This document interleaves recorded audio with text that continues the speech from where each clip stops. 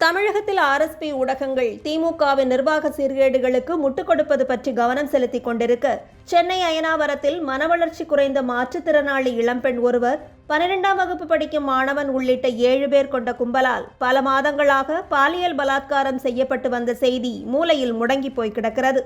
இது மட்டுமல்லாமல் இது குறித்து அந்த இளம்பெண்ணின் தந்தை அயனாவரம் காவல் நிலையத்தில் புகார் அளித்த போது குற்றவாளிகளை எச்சரிக்கை செய்ததோடு திருப்பி அனுப்பி வைத்திருக்கிறது காவல்துறை.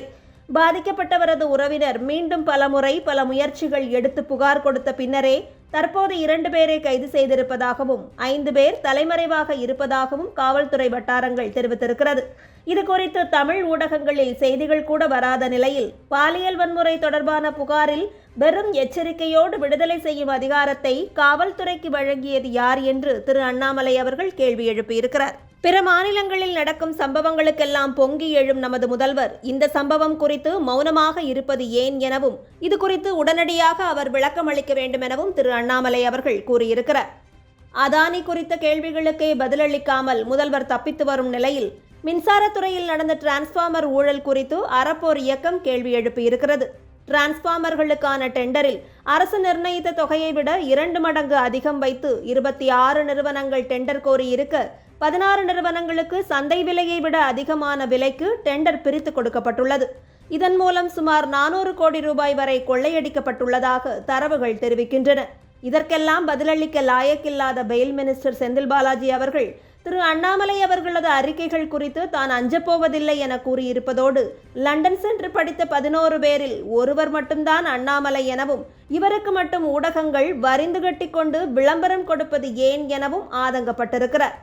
ஊரில் நல்ல நடிகர்கள் பல பேர் இருக்க, உதயநிதி அவர்களுக்கெல்லாம் நடிகர் பட்டம் வழங்கி அவர் ஒரு நடிப்பு சாம்ராஜ்யம் என பாராட்டும் திமுக இந்த பேச்சு பேசுவதற்கு வெட்கி தலைகுனிய வேண்டும் என்பது பலரது கருத்து.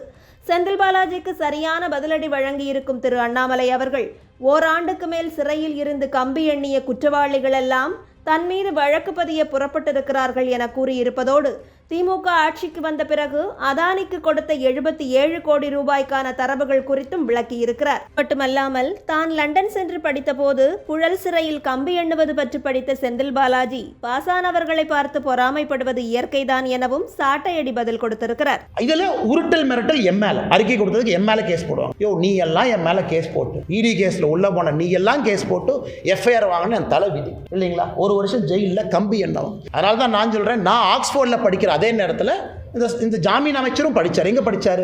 புலால் சிறையில் கம்பி என்றதை படித்தார். அவர் ஒரு பக்கம் படித்தார், நான் லண்டனில் படித்தேன். அதனால் ஃபெயிலான ஸ்டூடெண்ட்டு பாஸ் ஆன ஸ்டூடெண்ட்டை பார்த்து பொறாமப்படுறது நம்ம ஊரில் சகஜம் தானே. அதனால் கம்பி என்ற அமைச்சர் நீ பார்த்து பொறாமப்படுறார்.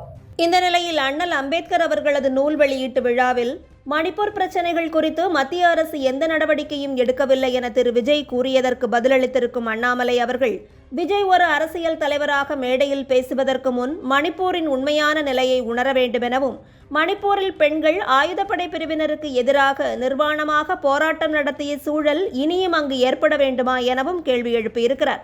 மேலும் உலக அரசியல், தேசிய அளவிலான பிரச்சனைகள் குறித்து ஓரளவிற்கு அறிந்த பிறகே விஜய் போன்ற புதிய தலைவர்கள் மேடையில் அரசியல் பேசுவது நலமாக இருக்கும் எனவும் பதிலளித்திருக்கிறார். விஜய் அவர்கள் மணிப்பூர் செல்வதற்கு தயாராக இருந்தால் அவரோடு மணிப்பூர் செல்வதற்கு நான் தயார். மணிப்பூர் ஃபுல்லாக சுற்றி காட்டுவதற்கு நான் தயார். ஆனால் விஜய் அண்ணன் இப்போ அரசியலில், பொது அரசியலில் என்னுடைய அன்பான வேண்டுகோள், ஒரு பேசிக் காமன் சென்ஸை வளர்த்திக்க வேண்டிய நேரம் இது. கட்சி நபர்களுடைய வீடு கொளுத்தப்படுகிறது, சூறையாடப்படுகிறது.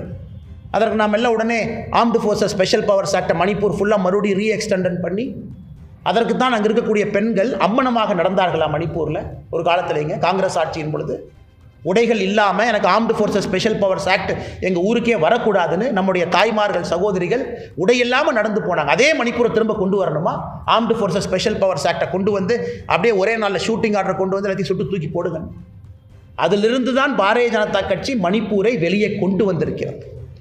ஆனால் அண்ணன் விஜய் அவர்களுக்கு இதை சொல்ல வேண்டும் என்பது என்னுடைய அன்பான ஆசை. காரணம், புதுசாக அரசியலுக்கு வந்திருக்காங்க, சில விஷயங்கள் அவர்கள் தெரிந்து கொள்ள வேண்டும் என்பதற்காக.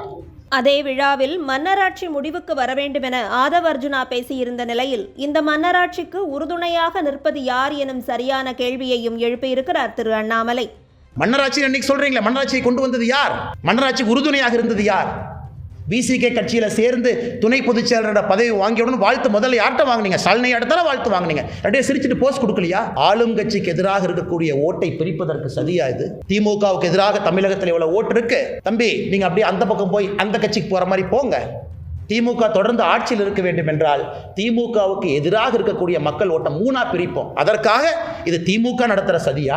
இந்த லாட்டரி அதிபருடைய மருமகனை வெளியனுப்பிச்சு கட்சி தாவி ஒரு நெரேட்டிவ் செட் பண்ணி ஓட்ட பிரியும். இதையெல்லாம் தமிழக மக்கள் பார்க்கத்தான் போறாங்க. இதற்காக நான் இவ்வளவு ஓப்பனா பேசுறேன்னாங்க, மக்களுக்கு தெரியணும். திமுகவிற்கு எதிராக பேசிய ஆதவ் அர்ஜுனா மீது நடவடிக்கை இருக்குமா என பலரும் கேள்வி எழுப்பிக் கொண்டிருக்க, அவரை கட்சியிலிருந்து 3 மாதம் இடைநீக்கம் செய்ய வாய்ப்பு இருப்பதாக சில செய்திகள் வெளியாகியுள்ளன. இந்த சூழலில் சத்தமே இல்லாமல் திருமாவளவன் அவர்கள் பார் வசதியோடு கூடிய கேளிக்கை மன்றம் ஒன்றை திறந்து வைக்க இருப்பதாகவும் தகவல்கள் கூறுகின்றன. ஒருபுறம் மது ஒழிப்பு மாநாடு, மறுபுறம் பார் திறப்பு என பிழைப்பு நடத்தும் இந்த நாடக மனிதர்களின் பின்னால் தமிழக மக்கள் செல்லும் காலம் வரை இங்கு உண்மையான விடியல் ஏற்படுமா என்பது சந்தேகமே.